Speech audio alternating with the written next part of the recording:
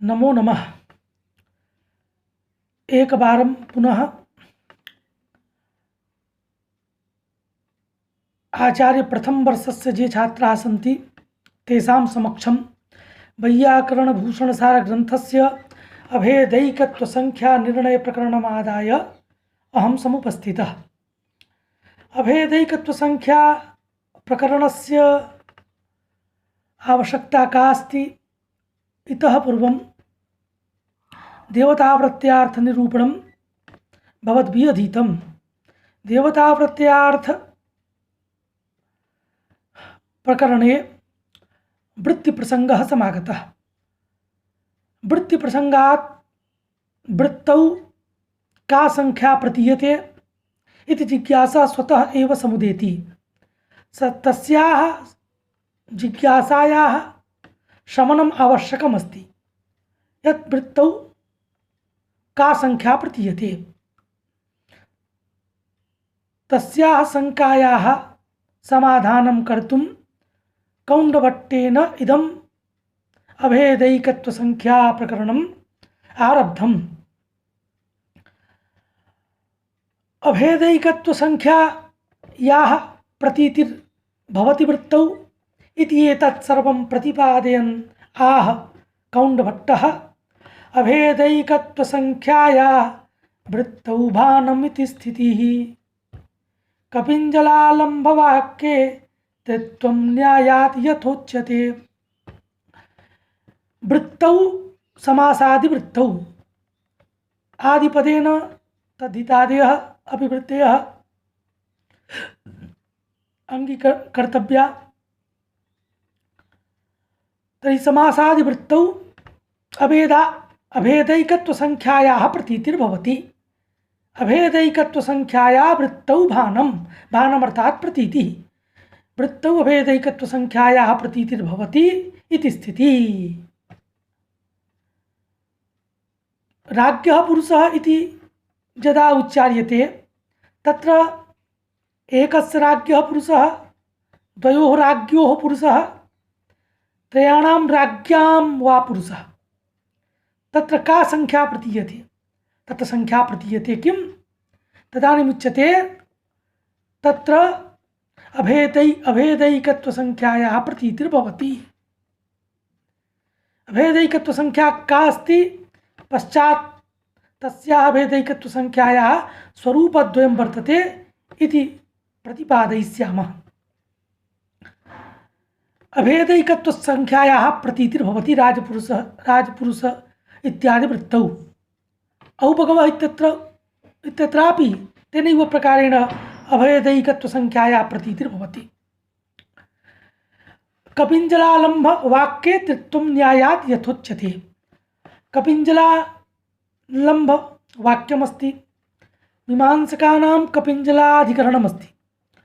तत्र मीमांसकैः कपिञ्जलान् आलभेत इति वाक्यं प्रतिपाद्यते, इति वाक्यं प्रयुज्यते मीमांसकैः। कपिञ्जलान् इत्यत्र बहुवचनमस्ति।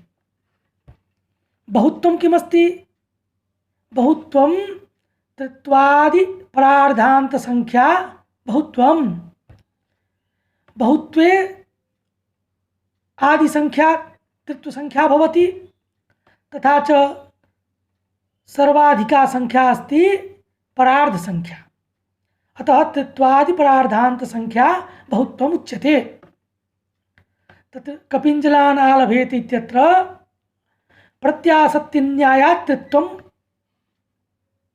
उपस्थितं भवति। तथैव उच्यते कपिञ्जलालम्भवाक्ये तृत्वं न्यायात् यथोच्यते। कपिञ्जलान् आलभेत इत्यत्र तृत्वसंख्या विशिष्ट कपिञ्जलैः आलम्बनं कर्तव्यम्। तृत्वसंख्या विशिष्ट कपिञ्जलस्य येन प्रकारेण कपिञ्जलान् आलभेत इत्यत्र यथा बोधो भवति, तेनैव प्रकारेण राज्ञः पुरुषः इत्यत्र एकत्वसंख्यायाः प्रत्यासत्तिन्यायात् एकत्वसंख्यायाः प्रतीतिः, सामान्येन एकत्वसंख्यायाः प्रतीतिः इति प्रथमः पक्षः। इति एकः पक्षः। तदेव उच्यते संख्या विशेषाणाम अविभागेन सत्वम अभेदैकत्व संख्या। अभेदैकत्व संख्यायाः प्रथमं स्वरूपं किमस्ति? अभेदैकत्व संख्यायाः स्वरूपद्वयमस्ति।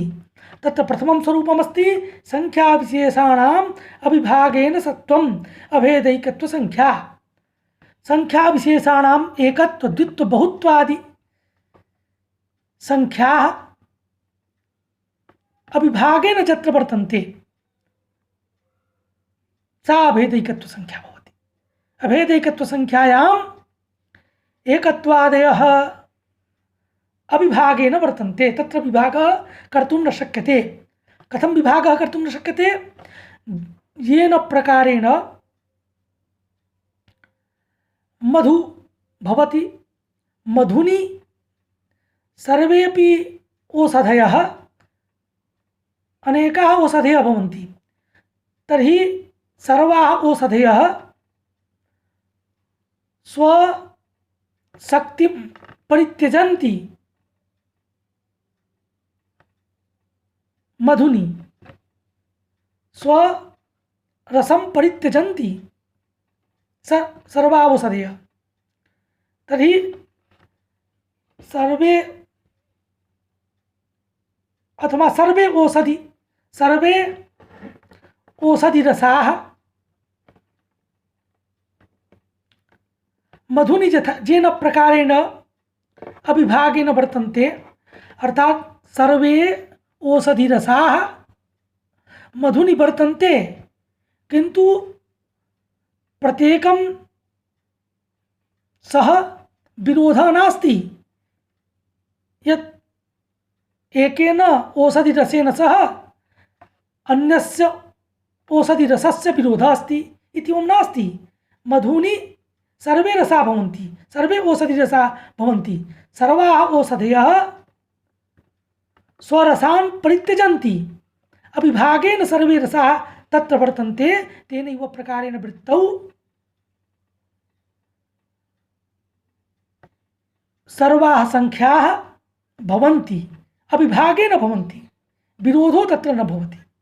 परस्पर संख्याया विरोधो न भवति, सा भवति अभेदैकत्व संख्या। अविभागेन संख्यायाः सत्वम् अभेदैकत्व संख्या इति। अभेदैकत्व संख्यायाः प्रथमं स्वरूपम्। इदं प्रथमस्वरूपं प्रतिपादयन् आह भर्तृहरि वाक्यपदीये कि यथौषधिरसा सर्वे मधुन्याहित शक्तयः अविभागेन वर्तन्ते संख्यां तां तादृशीं विदुः। यथा येन प्रकारेण ओषधिरसा सर्वे ओषधिरसा मधुनि आहित शक्तयः भवन्ति। आहित अर्थात पदत् आहिताः शक्तयः यत्र आहित शक्तयः सर्वे ओषधिरसाः अर्थात सर्वे ओषधिरसाः मधुनि स्वस्वशक्तिं परित्यजन्ति अविभागेन च वर्तन्ते। स्वशक्तिं त्यक्त्वा स्व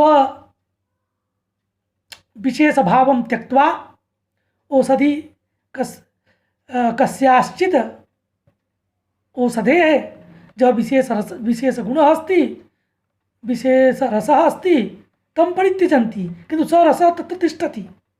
अतः आहितशक्तयः सर्वे ओषधिरसाः अविभागेन वर्तन्ते, अविभागेन अविरोधेन वर्तन्ते। विरोधः परस्परं विरोधः तत्र न भवति।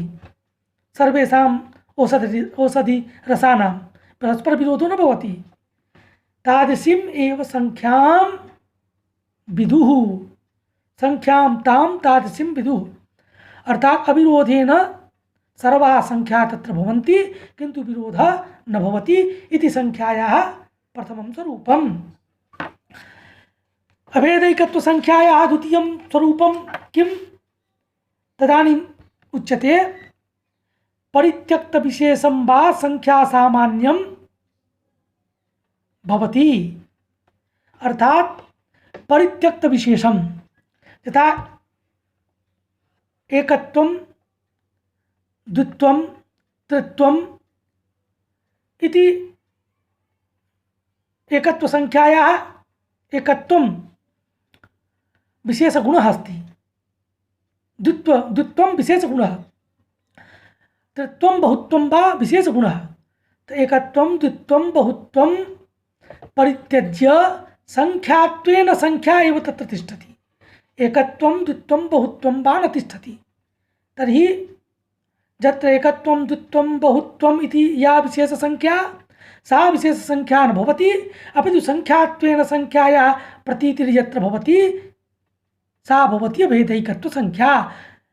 अभेदैकत्व संख्या अर्थात संख्यात्वेन संख्या मात्रस्य प्रतीतिर्भवति। वृत्तौ राज्ञः पुरुषः इति उच्चार्यते सति संख्यात्वेन संख्या मात्रस्य प्रतीतिर्भवति, एकत्वस्य द्वित्वस्य बहुत्वस्य वा प्रतीतिर्न भवति इति एकः पक्षः। द्वितीयश्च पक्षः येन प्रकारेण कपिञ्जलाना लभेत इत्यत्र त्रित्वं न्यायात् उपस्थितं भवति, तेनैव प्रकारेण राज्ञः पुरुषः इत्यत्र एकत्वं सामान्य एकत्वम् उपस्थितं भवति इति अभेदैकत्व संख्याया द्वितीयं स्वरूपम् इति स्वरूपद्वयं वर्तते इति अभेदैकत्व संख्या प्रकरणम्। एवं अस्मिन् प्रकरणे अभेदैकत्व संख्यायाः स्वरूपद्वयं भवद्भिः सर्वैः अवगन्तव्यम्। अस्तु, इदानीम् अत्रैव विरम्यते।